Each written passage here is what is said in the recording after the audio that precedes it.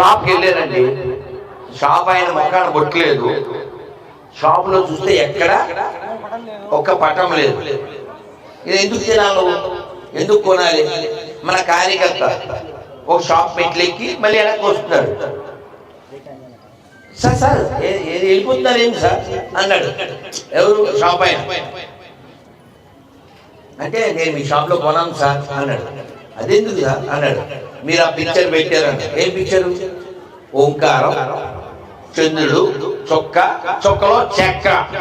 నువ్వు చెక్క మాకు అక్కర్లేదా, నువ్వు దేశానికి బిఓకేకే, అందుకని నీ దగ్గర కొన్నాం అని వచ్చాడు. వాడి సార్ ఆ ఫోటో ఉంటే మీకేం సార్ అన్నాడు. నువ్వు ఎందుకు పెట్టావు అంటే మా షాప్లో అందరు వస్తారు కదా సార్ అన్నాడు. మరి ముస్లిం షాప్ కూడా హిందువులు పోతారు కదా, క్రిస్టియన్ షాప్ కూడా హిందువులు పోతారు కదా, వాడు పెడతాడు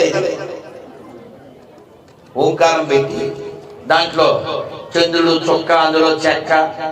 ఇది ఎవరైనా నాన్ హిందూ పెడతాడా? మరి ఎవరికి లేని దోల నీకెందుకురా? అన్ని మతాలు సమానమైన నువ్వు అనుకుంటే సరిపోతుందా? డిసెంబర్ 20 పాసిపోయిన కేక్ తింటే అన్ని మతాలు సమానం అవుతాయా?